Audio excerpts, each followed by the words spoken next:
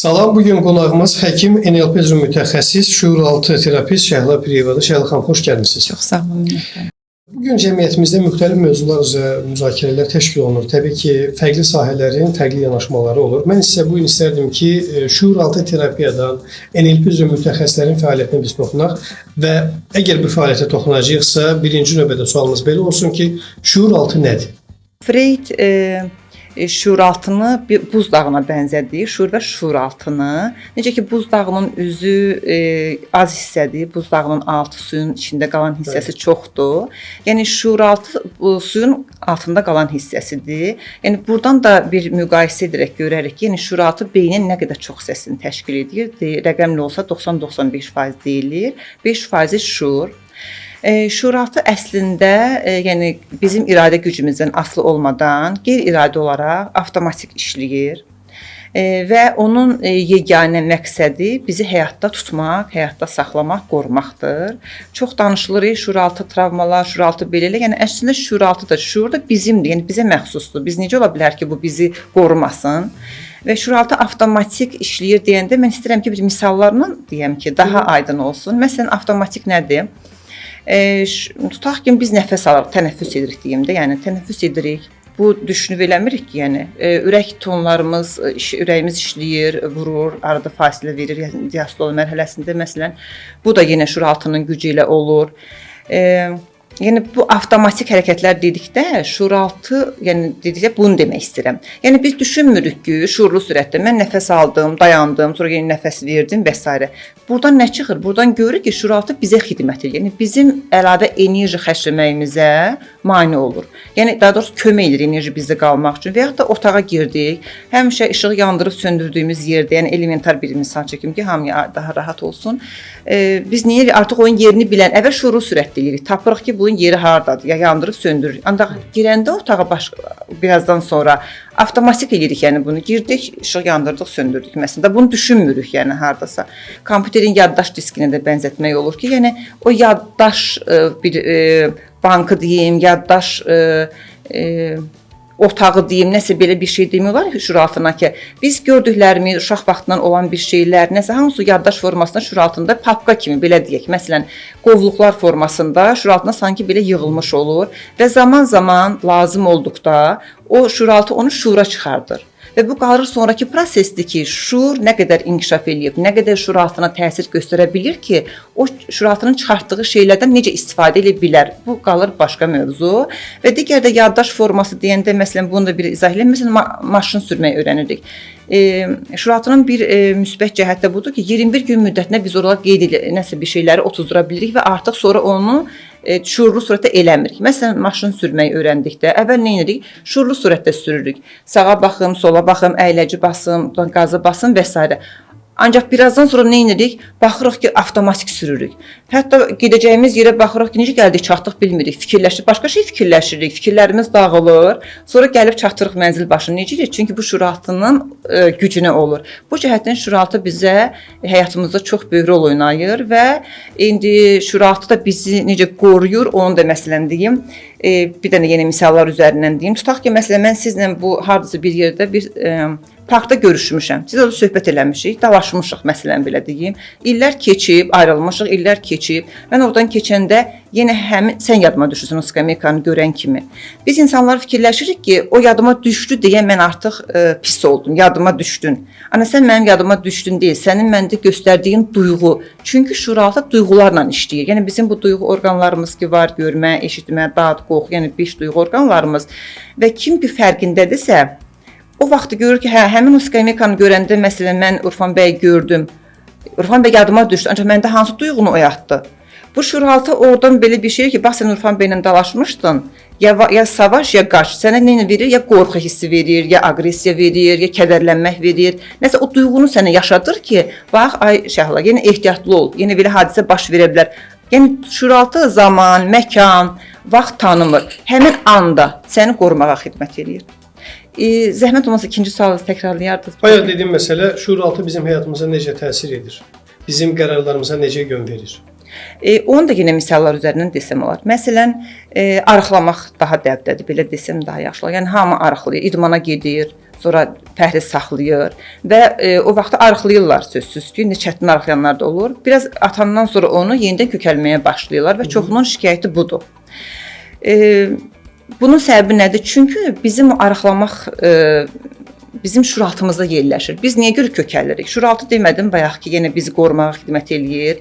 Yəni bizim ətrafımızda əmələ gələn o piy toxumalar, stressdən, qorxudan, aqressiyadan, içimizə basırdığımız duyğulardan dolayı şuraltı fikirləşir ki, mən o piy toxumasını bunu əhatə edeyim, bunu qoruyum. Yəni o cür düşünür və bizi o piy toxuması qoruma mexanizmindən dolayı, yəni biz piylər artıq bədənimizdə əmələ gəlir, maddələrin mübadiləsi pozulur. Yəni bu həkim tərəfdən izah eləməyim. Yəni bu cəhətdən desəm və arıqlamağın yeganə yolu biri şuraltı yolundandır. Yəni şuraltına enərək orada sən baxmalısan ki, bu piy toxuması nədir? Sən hansı basırdığın duyğulardır? Nədən irəli gəlir bu piy toxuması səndə artır və yeganə yolu şuraltı ilə, dəyişim şuraltı ilə olur. Və məsələn o distinci dəyişə bilər həyatımızı. Tutaq ki, elə həmin arıqlamaqdan bir gün həkim diyet yazdı və sən öyrəşmisən həmişə gündəlik şirniyyat yeməyə.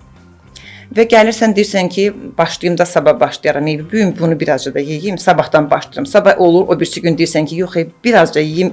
Bu birazca yeyeyim nədir? Birazca yeyeyim deyən sənin o şuraltındakıdır. Sənə deyir ki, Şəhla, bu gün ye, heç nə də olmaz. Səni sanki axı öyrəşibsən, həm şirniyyat yeyəndə rahat olasan, həzz alırsan, düzdürmü? Ancaq bu dəfə sən dəyişməyə başlayırsan, dəyişim necə olur? Səni qorxudur. Şuraltı səni dəyişməyə qoymur. Çünki həmişə öyrəşmisən ki, sən o şirniyyatı yeyəndə rahat olasan. Şuraltı nə edir? Bizi qorumağa çalışır. Yəni mənə xidmət edir. Mən o şirniyyatı yeyim, mən rahat olum. Və sən həmin o şuraltı ilə dəyişərək həyatımız o cür dəyişir. Yəni mən arıqlamaq üzərindən getdim. Necə dəyişə bilərik şuraltımızı? Necə diktə edə bilərik onu? Onu özün öz başına elə bilmirsən, sözsüz ki, heç olmasa bir dəfə də olsa mütəxəssisdən bir məsləhət vermirlər, mütəxəssis belə deyim də. Yəni bir dəfə onun yolunu sizə desin. Yəni o şuraltı texnikalarından biz o şuraltına enirik. O çünki şuraltı yenə dedim, buzdağın alt tərəfidir. Axı biz elə bir qaranlıq bir otaqdır. Onu biz fərqində olduqca, aydınlandıqca tapacağıq ki, mənim məsələn qorxularım hardadır, mənim bu görüşümün səbəbi nədir, hansı şuraltımdakı travmamla bağlıdır. Yəni fərqindəlik, aydınlıq qazandıqca, yəni şuur səviyyəsinə çıxdıqca, insanların şuuru nə qədər çox inkişaf elədikcə, o qədər dəyişə bilərsən. Ancaq sən fərqindəlik qazanmadıqca, aydınlanmadıqca, öz duyğularının fərqində olmadıqca, yəni özündən uzaqlaşıb da daxil aləmindən, ruhundan uzaqlaşıb, ancaq başqaya uzaqlaşmışıq, ancaq günahı başqasında görək, hər şeyi səbəbi başqada axtaraq, onda mümkün deyil. Sən ancaq özünə qayıdıb, öz otağındakı, şuraltındakı işığı yandıra bilib, hər şeyin öz yerini bilib. Yəni bunu bizə necə bənzədirəm biraz da? Elə bir ki, biz hamımız, kim ki şuraltına enib o fərqi görə bilmirsə, fərqindəlik qazanmayıbsa, bir burulğan gələndə tufan çayda necə olur, hər şey qarma-qarışıqda qara olur. O vaxt sən çay daşlarını görə bilərsənmi? Görə bilməzsən. Şuraltda bunu kimi bənzədim ki, yəni sən aydınlanandan sonra, fərqindəlik qazanandan sonra o çay daşlarını rəngbərəng, qara mı yığım, ağ mı yığım, onu da görə biləcəksən. Və bunun üçün də özün, ola bilir elə bir dahi insanlar var, sözsüz ki, onlar özlərində işləyə bilir, bu fərqindəlik qazana bilirlər. Yəni adi sıradan insanlar məncə mütəxəssisinin bir dəfə də olsa, bir seans deyim də, yəni götürsə daha yaxşı olar ki, ona bir kömək eləyər. O duyğularının fərqində olandan sonra dəyişə bilərsən şuraltını. Uşaqlıqda eşitdiyimiz sözlər bizim gələcəyimizə necə təsir edir? Beyin yeganə orqandır ki, Rüşeyimin, yəni ananın bətnində 2 ayından bünövrəsi qoyulur və doğum başa çatdıqda bütün orqanların funksiyasını bilir özləri ki, vəzifələrini ki, qaraciyər mən nə iş görəcəm, mədəm nə iş görəcəm, formalaşmış olur. Yeganə orqandır ki, beyin hələ tam doğanda qorxuya düşür. Mən ananın bətnində rahatdır, orada belə deyək də, yəni qidalanır, rahat olur, güvənli bir yerdədir. Artıq doğuşa yaxın uşaq stres keçirməyə başlayır onsuz da ki, mən hara düşürəm, yeniliyə düşürəm, yenə deyirəm ki, şuraltı yeniliyi sevmir və ana bətnindən çıxandan sonra uşaq ilk dəfə rastlaşdığı duyğu qorxudur ki, mən hara düşdüm, görəsən mənim axırım necə olacaq? Yəni belə bir qorxularla rastlaşır və o uşağı ananın yanına əgər qoyuruqsa, ana onu sığallayırsa, öpürsə, ona mesaj ötürülür ki, güvəndəsən, mən yenə sənin yanındayam. Baxmayaraq ki, o mühit dəyişdi və uşaqda bu zaman ana ilə arasında güvənli bağ əmələ gəlir. Və o sizin sözünüzdən oradan başlamaq istəyirəm, yəni biraz bunu ətraflı izah eləmək istəyirəm ki, yəni biz ona görə hamilə vaxtı da analara məsləhət görürük ki, yaxşı həvəsləndirici musiqiləri dinləsinlər, stres olmasın. Yəni necə ki bir həkim kimi ki deyirik ki, qanazlığı olmasın, D vitamin çatışmazlığı filan məsləhət görürük.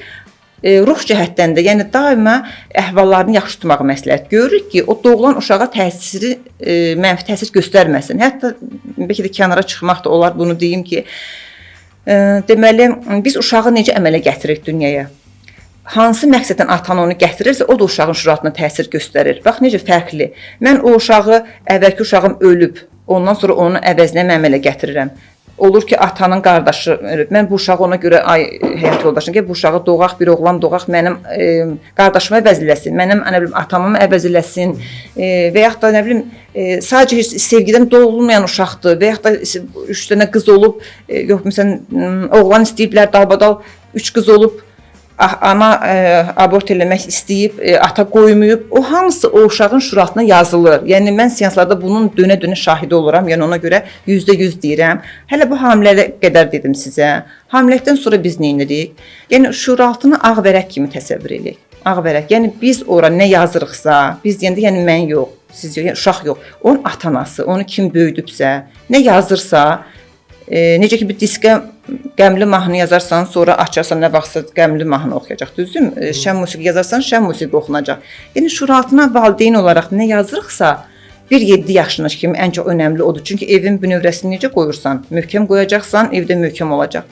Və o bünövrəyə nələr yazmışıqsa, sonra həyatımızı, inanın ki, ömrümüzün axırına kimi təsir göstərir. Məsələn, əgər biz uşağı müqayisə ediriksə, bu dəbdir demək olar ki, bax filan kəs elə fikirləşir ki, yəni doğru bildiyimiz yanlışlar olur bir valideyn olaraq. Məsələn, elə fikirləşir ki, biz onu müqayisə etsək, bu daha da motivasiyası artacaq, bir qüruru əmələ gələcək, qeyrətə gələcək, deyəcək ki, hə mən də yaxşı oxuyum da, bizim yaralı yerimiz oxumaq da ən çox da belə deyim.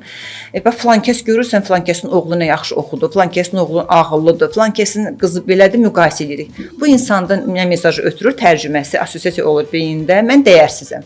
Biz müqayisə edirik, həmin o söz uşağı dəyərsizlik duyğusu yaradır. Güvənsizlik. Məsələn, adi uşaq başlayır, analarda ən çox olur, bir titiz analarda daha çox uşaq yemək tökməsini, eləməsini, ətrafa batırmasın. Uşaq yeyən kimi alır qaşıqla. Mən inanın ki, böyük neçə yaşına qədər görmüşəm ki, məktəbə gedir, anası yedizdirir yenə də uşağı. Ancaq da oğlan uşaqlarını danışım sizə, baxıb ona görə biraz bilirəm ki, ana oğlan uşağına daha çox bağlı olur və altın əlindən qaşığı. Uşaqda nə mesaj ötürürük? Sən bacarmazsan, mən səni yedizdirin. Sən onu elə doğrudan da bacarmamaqda görə verirsən ki, həm də batırmasın ətrafı. Hani uşağa mesaj gedir ki, hə mən bacarmadım. Deməli mən bu işi bacarmadım. O sözü ötürdükmü uşağa güvənsizlik duyğusu deyirdik buna. Və sonradan bu həyatına təsir göstərir münasibətlərində. Başqa bir şeyə yox deməmək ixtiyarı məsələn vermirik. Düzdürmü? Dizi sözlərdən danış. Çox əlimdən tutmuşam, uşaqla gedirəm. Siz soruşursunuz ki, məsələn, sənin neçə yaşın var? Mən ana olaraq ana eqomdan çıxış edirəm. Belə anaş duyğusu o qədər güclüdür ki, dayısı məsələn 5 yaş var. İmkan vermirəm ki, uşaq ağzını açsın desin. Deyirəm, demirəm səndən soruşmuram axı. Mən uşaqdan soruşuram. Uşaq deyir ki, mənə söz ixtiyarı verilmədi. Əgər deməli mənim də bir dəyərim olsaydı, mən icazə, yəni bunu bilmədən o şüuraltına yerləşir və sözsüz ki, uşaqlara və ya da qorxu cəhətdən uşaq yer biz neyirik? Valideyn olaraq sevgimiz o qədər böyükdür ki, biz uşağı yıxılarsan ehtiyatlı ol, bıçaq əlinə alma məsələndə, yəni yıxılarsan, oradan aşarsan, dəymə, vurma, qalın giyin, xəstələnərsən, negativlər o qədər yüklüyürük ki və yazırıq da şüuraltını, ağ vərəqini inirik, yazırıq. Qorxu şeyləri, güvənsizlik, nə bilim mən, dəyərsizlik yazdıq, valideyn olaraq yazdıq. Və bizim hər birimizin içimizdə artıq düşüncə bir 3 yaşından sonra əmələ gəlməyə başlayır. Baxın, uşaq 3 yaşına qədər nə qədər xoşbəxt olur. Düşüncə yoxdur. Özündən polis olur, həkim olur, müəllim olur, xəyallar aləmi güclü olur. Düşüncə işə qoşulduqdan sonra o düşüncələri də bizə verən ətrafımızdır da. Yəni yaşadığımız cəmiyyət, xalq, qonşu, əmi, dayı, ana, ata. Və biz həmin o sözlərin əsasında sonradan olaraq həmin o sözlər bizə təsir göstərir. Ona görə valideynlərə deyirik ki, uşaqlarla davrandıqda o dediyi sözlərin fərqində olun. Yəni bu dedikləriniz kifayət qədər dərin, eyni zamanda texnologiyanı bilməli, mexanikasını bilməli olduğumuz bir sahədir. Bir də ki, bizim bəzi sahələrimiz var ki, insanlar nə hiss etdiyini, duyğularını tanımırlar və bu onların çətinlik yaşadığı, çətinlik duyduğu bir məqamlardır. Duyğuları tanımamaq və onları ifadə edə bilməmək bizim həyatımıza necə təsir edir? Duyğuları tanımaq üçün belə deyim, yenə həmin şeyə qayıdıram ki, hərə öz üzərində işləməlidir. Yəni bir özünə baxmalıdır ki, mən özümə gün ərzində ruhuma da, yəni bir ruh, insan bir ruhu var, düzdür? Mən ruhumla nə qədər maraqlanıram gün ərzində. Bax özümə səhər tezdən duranda, mən bir dəfə bayramda demişdim, sual vermişdim. Mənim bir qrupum var, deyirəm ki, kim özünə səhər tezdən duranda birinci özünü təbrik elədik, Şəhlaz, təbrik edirəm səni, sənə xoşbəxtlik arzulayıram. Kimin ağlına gəldi? Birinci ağa gəlir ki, duran kimi bir görüm kimə təbrik yazacağam, düzdürmü? Həyatımızın mərkəzinə almaq demək o deməkdir ki, egoistsən. Yəni sən birinci özünü sevməsən, sən o sevgi duyğu sənin içində olmasa, sevgi dilənçisi olub qarşıdan mütləq sevgi alacaqsan. İndi o duyğular sizin sualınıza nə demək istəyirəm? Yəni fərqində olmaq üçün duyğularını tanımaq üçün mütləq ki, duyğularını tanımaq üçün məşq eləməlisən. Yəni duyğu gündəlik bir məsələn deyim, duyğu gündəlik. Bax gün ərzində, yəni sözsüz ki, bunun üzərində işləmək istəyirsənsə, dəyişmək istəyirsənsə bu mümkündür. Dəyişmək istəməyən adamı dünya aləm yığıla dəyişə bilməz və özü çünki şurası da dəyişmə direnç göstərir axı. Yeni konfor zonasından çıxmaq istəmir ki, sənin başına nələr gələcək.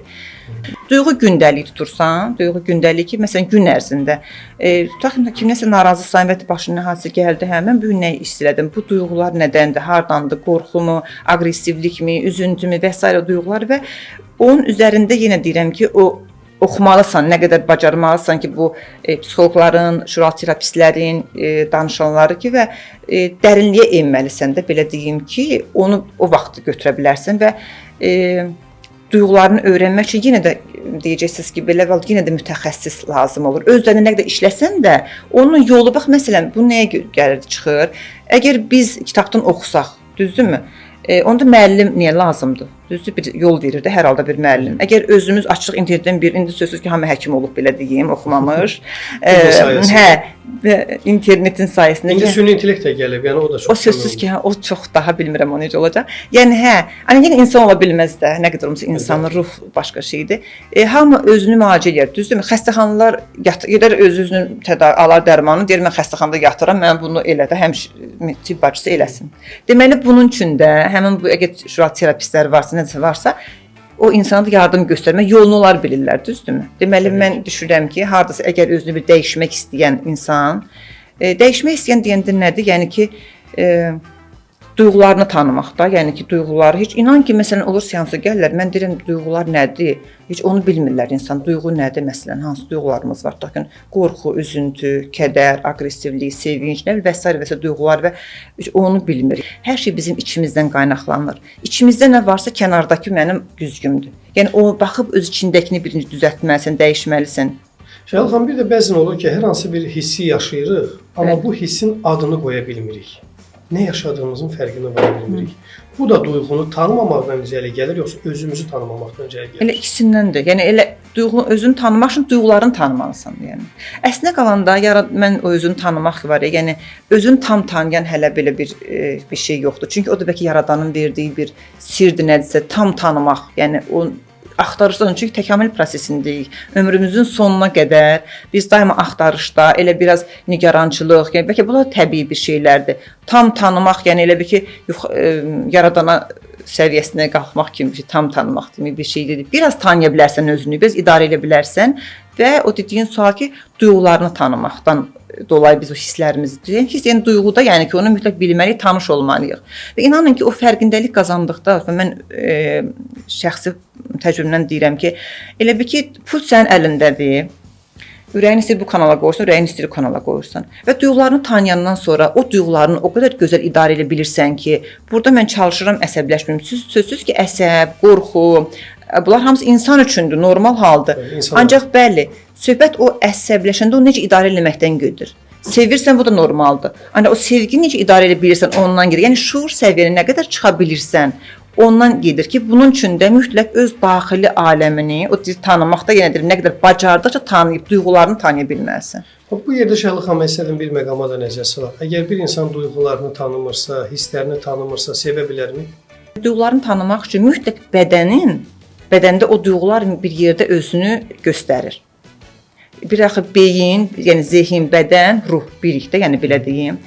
Yəni duyğularımız bədənimizdə onu bu gün mən qorxu yaşadım, düzdür? Məsələn, Onu haramda hiss elədim. Boğazım kilitləndi, ürəyim tez-tez çırpındı, qarında ağrılar oldu. Məsələn, imtahana gedəndə necə oluruq? İmtahan qorxusundan kimi tualetə tez-tez gedir, kimi nə bilim ürək bulanması olur, baş ağrısı olur, əllərimin tərləyir, əsir bədəni və s. Mütləq bədənimizdə olan o necə ifadə edir, bədənimiz ona necə reaksiya verir, bunları bilirik. Məsələn, bir şəxsi görür, hissini tanımır, duyğusunu tanımır, amma o adamı görəndə ürək döyüntüləri artır. Bəli, hə. Bax elə ondan ucundan tutur. Deyir ki, mənim ürək döyüntüm artdı. Niyə artdı? Mən hansı hissi yaşadım? Yəni bunun üzərindən də çıxış eləyərək başlayır ki, hə, o adam məsələn Urfan bəy gördü, mənim ürəyim çırpındı. Necə çırpınmaq idi? Bu kəpənək kimi uçmaq idi, yoxsa qorxu çırpınmaq idi? Ürək axı qorxudan da tez çırpına bilər, hissəndə tez çırpına bilər, sevgidən tez çırpına bilər və s. hə. Yaxşı xəbər eşidəndə, bu onu gördüm, bu yaxşı duyğudur. Yəni o mənə kəpənək kimi uçmaq hissi verdi. O yüzden mənim ürəyim tez çırpınmağa başladı. Nəyə görə? O adamı mən görəndə xoş hiss yaşayıram. Dalında gedir də, yəni belə uzanır, yəni ki, duyğusunu tanımasa, o adam ona sevgi adını verə bilməz. Mənasını bilməz, yəni sevgi nədirsə, yəni. Sevgi və psixoloji asıllığı necə ayırd edə bilərik? Həkim nöqteyi nəzərdən danışım. Eşqə hələ adi kimi baxaq, yəni belə. Hormonlar nə olur? Eşqə düşəndə hormonlar cuşa gəlir. Bir fırtına, bir burulğan da eşq, belə deyim. Və sənin iradə gücündən asılı deyil, qeyri-iradi olaraq bütün hormonlar, xoşbəxtlik hormonları, bağlılıq hormonları, oksitosin, dopamin, nə bilim, endorfin, serotonin və s. hamısı cuşa gəlir. Birdən-birə qana tökülür, belə deyək. Və sən onun içində ağıl itirdə, belə deyək də, eşqi düşmür deməkdir ki, ağıl itirsən çox ləzzətli bir şeydir. Çünki təsəvvürə sənin xoşbəxtlik hormonlarının hamısı cuşa gəlir. Baxın, necə ola bilərsən. Və ağıl burada artıq, ağılla elə bir ki, sənin şuurla o şuuraltı hisslərin arasında bir sanki sərhəd çəkilir. Yəni idarə edə bilmirsən. Yəqin ki, düşdüyünüz vaxt olub, kimsə yaşayıb, siz ki, onu yaşaya bilərsiniz. Yəni idarə edə bilmirsən və sən ancaq o adamı düşünməyə başlayırsan. Yatanda düşünürsən, duranda düşünürsən, yemək yeyəndə düşünürsən, onunla olmaq, onunla danışmaq, onunla bir tez onunla görüşüm. Düzdür, ancaq bütün həyatının mərkəzinə, sanki beyni qapsayır türlər demir. Yəni bütün beyni İşə düzdür, həmin vaxtı deyərəm ki, düzdür, eşq xarqələr yaradır. Həmin vaxtı, yenə sənin diqqətini yayındırır. Düzdür, işə həvəsli yanaşsan da, yenə çox enerjini, çox səsini həmin adam alır. Və bu müəyyən vaxta qədər olur. Eşq ötücü hissli, keçici hissli belə deyim və eşqin müddəti kimi 6 ay deyir, kimi də ən çoxu 3 il deyirlər. Yəni çünki müəyyən vaxtdan sonra bədən özünü qoruma mexanizminə keçir. Hormonlar nə qədər ifraz olunacaq, yavaş-yavaş aşağı düşür. Burada yəni dopaminin miqdarı aşağı düşür. Belə və sənin gözün açılmağa başlayır. Bu eşq ya sevgi keçir, ya eşq ölür. Çünki eşqin mərkəzində cazibə qüvvəsi, çəkicilik və cinsəllik durur eşqin mərkəzində. Və bunlar artıq adiləşdikdən sonra həmin adam sənin gözünə ya eşq ötür, aralanırsan, ya sevgi keçir artıq, yəni biraz təmkinli, daha yəni həmin adamın hər cür qəbul edirsən, tək o xoşbəxt olsun deyə düşüncələr, yəni əsl sevgidən gedir söhbət danışır. Amma isti münasibətlə sevgini səhv salmayaq ki, indi müasir dövrdə isti münasibətlə sevgini səhv salırıq. Və yaxud da nəyə keçir? Dedim, bir forma bölür gedir eşq, ikinci formada sevgi keçir, üçüncü də eşq asıllığı, yəni paranoid hallar əmələ gəlir artıq səndə, belə deməyim, takıntılar əmələ gəlir. Yəni, çünki hər gün ki, eyni adamı düşünürsən, ruminasyon deyilən bir şey əmələ gəlir beyində. Dönürsən, gələ onu düşünürsən, dönürsən, gənə onu düşünürsən. Beynin atmağa çalışırsan, artıq eşq acısı yaşayırsan da, yəni burada acısı artıq sənə onu görməyəndə suzlamaq kimi, yəni müəyyən olunub ki, yəni elmi araşdırmalar, həzz duyğusu, həzz mərkəzi eyni yerdə yerləşir. İstər maddə bağımlılığı, asıllığı olsun, istər alkohol asıllığı olsun, istər gündə şokoladdan asılı olasan, hər gün şokolad yeyən bir adam olasan, fərqi yoxdur. Hamısının mərkəzi eyni həzz duyğusudur. Eşqə düşəndə də həmin həzz mərkəzi oyanır və sən həzz almaq üçün, nədir həzz almaq, nədir egoistlik demək deyilmi? Həzz alıram da, sanki almaq daha çoxdur. Sevgidə isə vermək daha çoxdur. Yəni o xoşbəxt olsa onun üçün hər şey eləyərəm. Mənlə olmasa da olar. tək o xoşbəxt olsun ki, belə sevgi rahatdır. İdarə edə bilirsən sevgidə, məntiq işləyə bilər hardasa. Burada olmaz. Nə olsun onu sevirəm. Ancaq tutaq ki, bizimki bəlkə uyğun gəlməz. Bəlkə elə buna elə bir şeir var, o şeir tapanmadım. Elə qoy belə sevək bir-birimizi, yəni uzaqdan sevək kimi bir şeir var idi. Qoy elə belə sevək. İşte belə şey var. Yox, mən mütləq ona qovuşmalıyam. Qovuşmadımsa dəli olaram, ağlım başımdan çıxar. Bu tərəfini danışım. Ancaq Yesenin bir sözü var. Yesenin deyir ki, hər kəs bir dəfə eşq yaşamalıdır ki, yaşamazsa sonra ömürlərinin axırına kimi deyəcəklər ki, necə bir xoşbəxt hiss yaşamadım da. Yəni onun ləzzətini görsünlər ki, həm xoşdur, həm də pis hissdir. Belə bu mənada ifadə edibdir və mən bu həkimliyi də bu tərəfdən, maddi tərəfdən yanaşmağı da buraxıram. Əgər eşq xariqələr yaradır, əgər eşq Allahın bizə verdiyi, yəni səbəbini bilmədiyimiz, bəlkə də mənasını bilmədiyimiz bir hissdir ki, lazım olmasa onu bizə verməzdi. O deyir, gəlin buraxaq, qoy sevən sevsin, eşqə düşən düşsün, ləzzətini görsün. Yəni eşqə belə baxaq. Bir balaca neqativ düşüncələrdən danışaq. Neqativ düşüncələrimizi aradan qaldırmaq prosesi çətin prosesdir. Neqativ düşünmək bizim doğal, yəni təbii bir bacarığımızdır. Yəni şuuraltından gələn. Nəyə görə? Baxın, əslində şuuraltı ki, mən dedim, şuuraltı sanki bir heyvani bir hissidir. Yəni heyvanlardan necədir? Bax, ürkək gəzir, düzdürmü? Ceyran, nə bilim, iti bir şey görürsünüz. Həmişə təhlükə axtarır da, həmişə neqativ axtarır da, düzdürmü? Qorumaq üçün, həyatda qalmaq üçün. Yəni neqativ düşüncələr də bizi həyatda qorumaq üçün bizim təbii duyğumuzdur.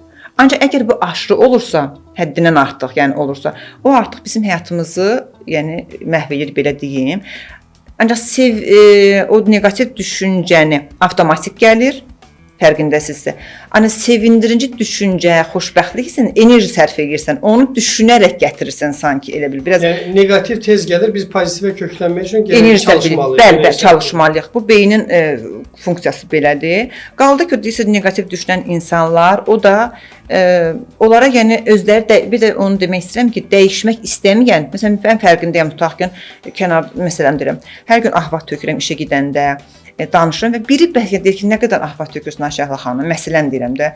Mən birdən əgər ayılıramsa, deyirəm, doğrudan deyirsən, axı mən çox neqativ danışıram, gedim bir mən yardım alım da, axı mən niyə belə mənim həyatım bu cürdür. Yox, fərqinə deyiləmsə, yəni o söz sənə təsir, fərqində elə ömrün axırına kimi də o neqativ düşünərək qalır və elə şeylər də özünə çəkəcək və deyəcək ki, ailə mənim bəxtim belədir, mənim həyatımda elə hər şey mənim başıma belə şeylər gəlir, mən elə nə bilim bəxtli olsaydın, belə doğulardın, şanslı olsaydın, belə doğulardın sözlərindən həyatını məhv edir. Yəni dəyişmək istəməyən insana mümkün deyil. O neqativ insanı siz də gətirsəz ki, məsələn Şəhla xanım ya da kimsə də bir terapistin yanına ki, bəlkə mənim bacımdır, qardaşım, anamdır, məsələn kimsə də bir dəyişəsiz. Özü dəyişmək istəməsə mümkünatı yoxdur. Yəni özü fərqində olmasa ki, bu neqativ çox danışır. Yəni bu insanlar sizin yanınıza terapiyaya gələndə onlarla necə işləyirsiniz? Onlara fərqindəlik qazandırırıq. Yəni artıq yavaş-yavaş duyğularını bir öyrədirik ki, bir duyğusu nədir, harda nə hiss elədiyi, niyə? Yəni elə bir ki, deyirəm, o şuuraltına o adamın şuuraltına qapısını açıb elə bir ki, necə deyim, bax şuuraltını belə təsəvvür edək ki, ona görə sizin cavabınızı gələcəm. Sizi tanımadığınız, qaranlıq otağa gətirib qoyublar, qapını açdılar, qoydular da elə bir ki. Zil qaranlıq gözünüz heç yeri görmür. Siz oradan çıxmaq istəsəniz də pəncərə qapı ilişəcəksiniz də bir şeyinizi sındıracaqsınız. Yəni düzdürmü? Tapamayacaqsınız. Yəni şuuraltı o öz duyğularını tanımayan, həmin neqativ danışan insanlar da onu kimidir. Biz gələndə onların şuuraltılarına işıq salırıq belə deyək də. Yavaş-yavaş fanar verir yerlərinə ki, sən bir bax gör pəncərə hardadır, qapı hardadır. Bir də mən istədim xəyanət mövzusuna gələk. Xəyanətin səbəbini tapıblarmı? İnsanlar niyə bir-birinə xəyanət edir? Xəyanət mövzusu çox geniş mövzudur. Ancaq mən də öz bildiyimdən yenə çıxış edeyim. Mən yenə bəlkə də biraz reklam kimi çıxmasın, biraz uşaq həkimi də olduğumdan hər şey uşaqlığa dirənirəm bunu ki, sözsüz ki, hər şey bir evin bünövrəsindən başlayır. Bu da onun kimi uşaqlıqdan başlayır. Əgər uşaqlıqda sevgi görməyən, sevgi əskikliyi olan, mən həmişə atalara deyirəm ki, qızlarınıza daha çox sevgi verin, analar da normada verin oğullarınıza sevgi, yəni ailədə sevgi olsun. Onlar ömürlərinin sonuna kimi sevgi axtarırlar. Yəni o depo boş qalır da. Və əgər kişilərdən siz ümumi sual verirsiniz, kişilərdən vermə ya qadın deyərək vermədiniz, mən kişilər tərəfdən danışım hələ ki.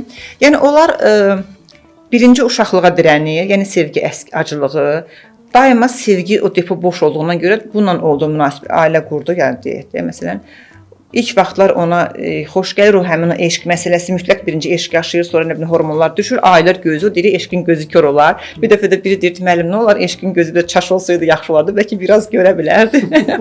Təəssüf ki, kör olur da tam görə bilmirsən. Sonra açılır yavaş-yavaş və artıq görür ki, o sevgi buna bəs eləmədi. Yəni bu dediyi deyil. Neynir? Yeni başqa bir də sevgi axtarmağa başlayır və elə adamlar orada, burada sevgi axtara, yəni belə xəyanət eləyib dururlar deyim. Sanki bir xəstəliyə yoluxmuş kimidir. Mən bunu deyim. Fərqində olmurlar.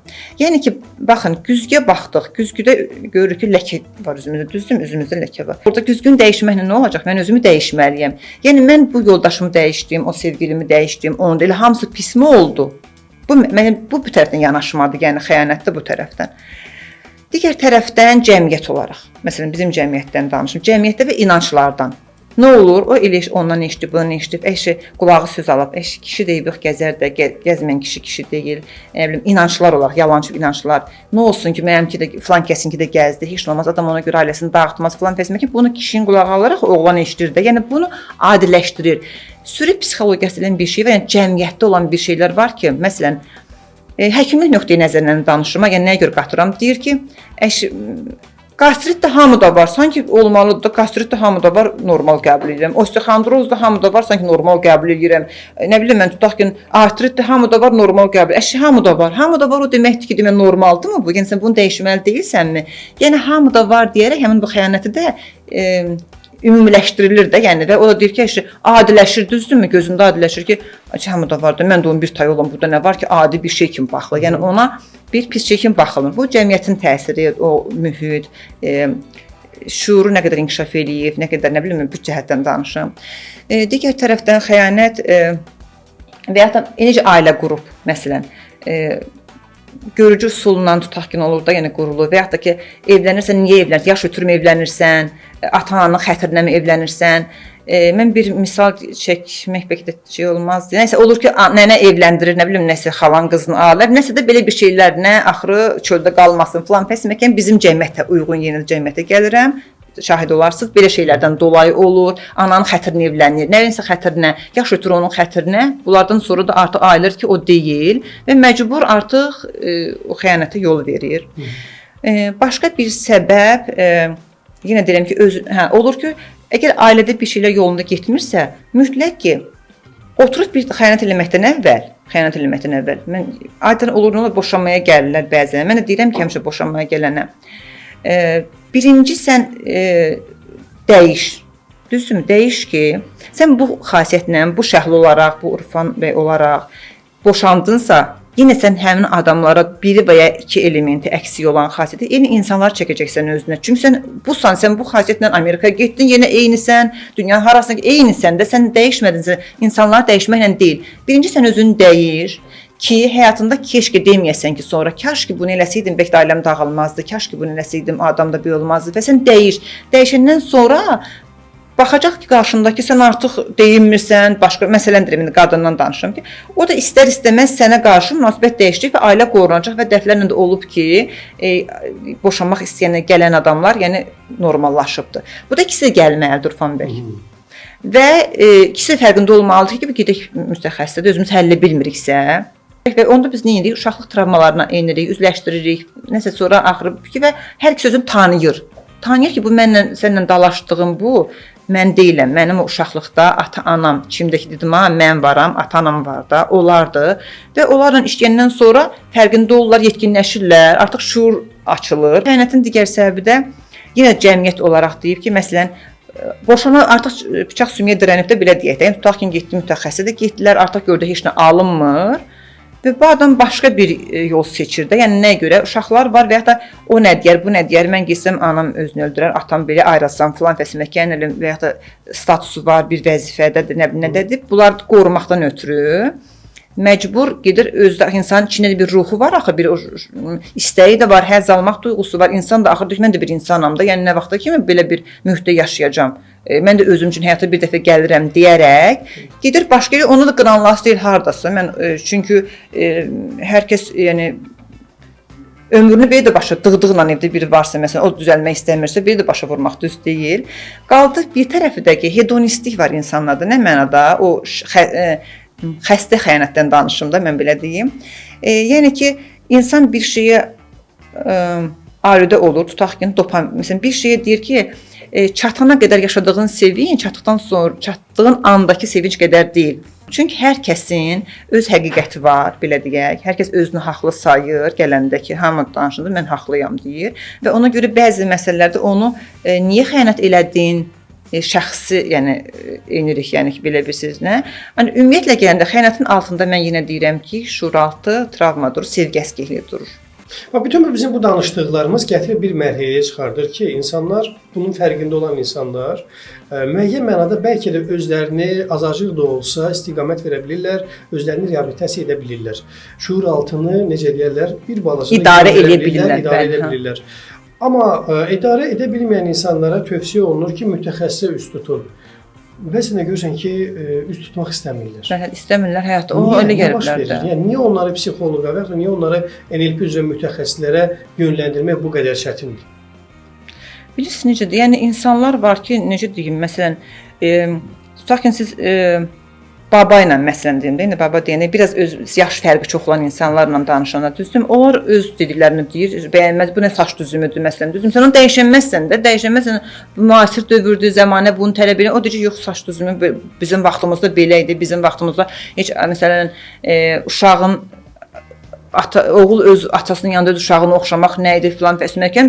Bunu sən nə etsən də onu qəbul etdirəməsən. Çünki o qara belə dərin bir hərflərlə yazılıb və o pozmaq mümkün deyil. Şuuraltını dəyişmək üçün diş fırçanı sağ əllə sol dəyiş, rutin yolu gedəndə dəyiş, beyin Alzheimer xəstəliyi əmələ gəlməsin. Çünki rutin şeylər elədikcə beyin artıq eyni şeylər və müəyyən vaxtdan sonra xəstəliyin əmələ gəlməsinə səbəb olur. Dəyiş, yolunu dəyiş, fərqlilik yarat. Yəni biraz şuuraltını biraz zorla da belə deyim. Düşünmək beynin xüsusiyyətidir. Yəni o deyir mən beynimi bir dayandırmaq istəyirəm deyilən bir şey yoxdur. Onun funksiyası daima düşüncələr. Gün ərzində kim hərə bir rəqəm deyir 60, 70 min, 80 min düşüncə gəlib gedir beynində.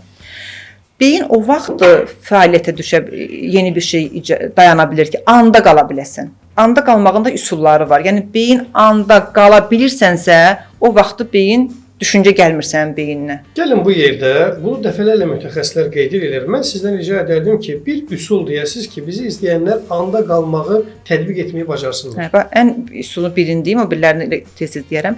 Məsələn, oturursan bir yerdə, sözsüz ki, təbiətdə çox olmaq lazımdır. Və gözlərini yumursan və ən uzaqdan gələn bir şeyi, səsi dinləyirsən. Gözünü yumub eləyən kimi düşüncələr gəlib getməyə başlayacaq. Əşi, yemək bişirmədim, məsələn, bir kitabda nə filan fəsməkin düşüncələr gəlir. Sənin bacarığın onu ibart olur ki, o düşüncəni qəbul edib də dalınla getməyəsən. Hamımız titreşimdən, hüceyrələrimiz titreşir də, enerjini ibarətdir, yəni bilirsiniz. Və bunu biz niyə görə bilmirik? Çünki bizi yaradan bizə ancaq gözümüzü o qədər görməyə. Əgər biz deyir, yaradan deyir, bizim gözümüzü ən xırda, yəni hissəcikləri görmək qabiliyyəti versəydi, biz bütün gün o mikrobları, nə bilim, yaşaya bilməzdik. Mikrobu görərdik, yediyimizin içində bakteriyaları görərdik. Yəni yaşamaq mümkün olmazdı. Yəni demək, yaradanın bir nəsə niyəsini bilmədiyimiz şeylərimiz var da. Hansı ki, biz niyəsini bizə vermir də, bilməli deyilik. Eşitmək də onu kimi. Əgər bizim qulağımızda, yəni o dərəcədə bizə eşitmək qabiliyyəti verilsəydi, ətrafda səs-küylərdən biz qulağımızla dəli olardıq da. Yəni yaşamaq, o səslər var. Sadəcə bunu məşq elətdirmək, yəni o anda qalmaq. Yəni beyin ona görə mən dediyi sözü ki, anda qalmağın bir metodunu dediniz onun üçün. Qalan anda qalmaq yoqadır, nəfəs texnikalarıdır, dualardır. Yəni dua da eləyəndə dildən elə yox, məsələn şükür deyirik. Şükür necəsən? Şükür yaxşıyam. O şükür elə dildən demək yox. Bütün hüceyrələrinlə, yəni bədəninlə hiss eləmək. Bu ayrı hiss eləmək. Çünki şuuraltı hisslərlə işləyir, hiss. Sizin seanslarınıza müraciət edən insanlar təbii ki, sizə sosial şəbəkə üzərindən müraciət edə biləcəklər. Bəs mövcud müraciətlər arasında xanımlar üstünlük təşkil edir, yoxsa bəylər? Ümumiyyətlə bu sahəyə maraq hansında daha çox? Xanımlar. Kişilər nəsə boş verir. Kişilər gəlirlər, gələn olur, ancaq sevinirəm, deyirəm ki, onda nə yaxşı kişilər də dəyişmək istəyir. Kişilər dəyişmək biraz dirəncdirlər. Biraz boş verirlər elə şeyə hardasa. Ya da ki, biz necədir? Həm boş verməkdən dolayı psixoloqa da niyə getmirlər? Biraz bizə el qınağı kimi qorxumuz, biz siz hiss eləsəz, görəsiniz, Azərbaycanda biz sanki belə bir qutunun içində gəzirik kimi, elə bir o nə deyər, bu nə deyər, sanki və ya qınaq kimi, özün-özünə mən kişiyə məsələn psixoloqama gedəcəm kimi, onu uşaqlıqdan verdiyi o həmin eqolara ötürürük. Kişi ağlamaz, kişi ölüm zəif olmaz. Niyə ağlamır? Kişi də insandır da, duyğusu var, ağlamalıdır da. Bir ötürürük və biraz ondan dolayı da getmirlər və özlərinin üzləşməkdən qaçırlar çox kişilər çox vaxtı.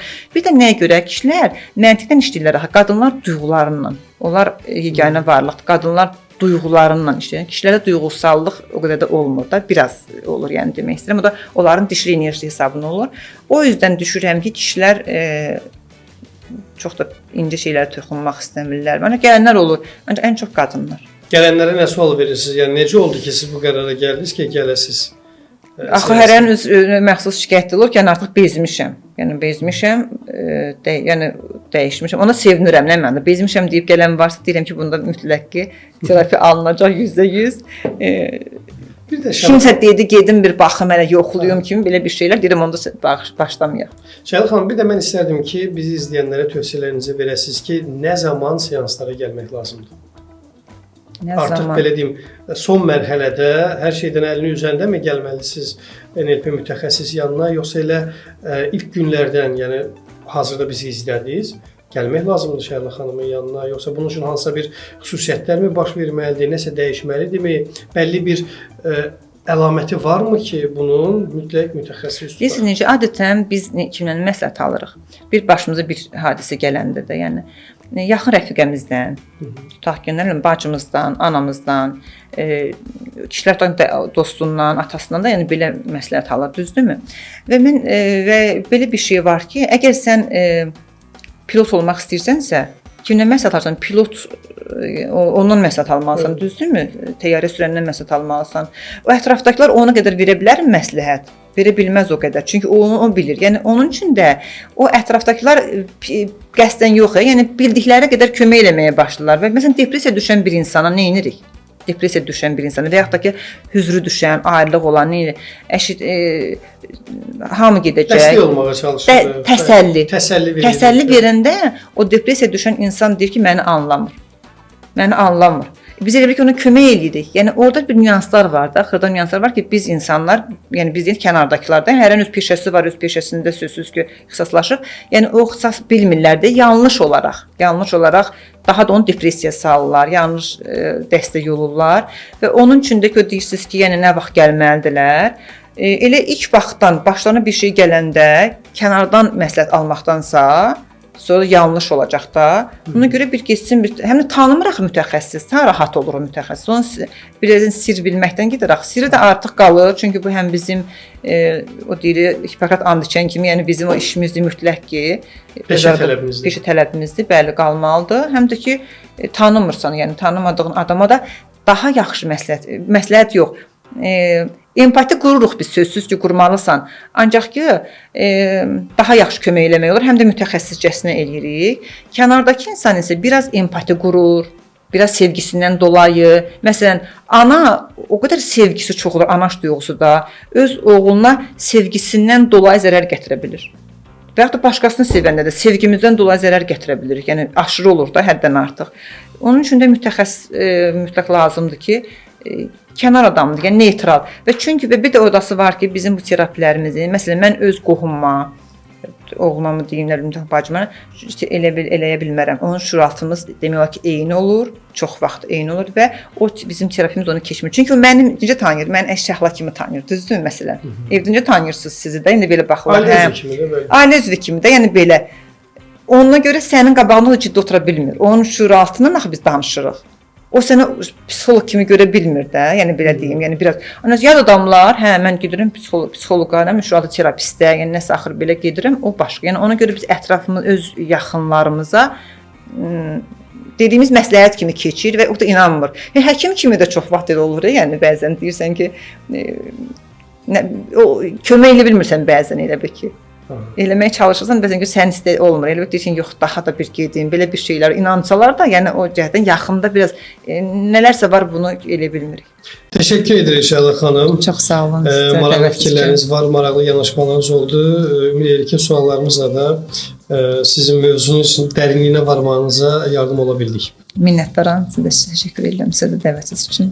Dostlar, bugün qonağımız həkim, NLP mütəxəssis, şuuraltı terapist Şəhla Piriyeva idi. Növbəti buraxışlarda görüşəcəyik. Hələlik.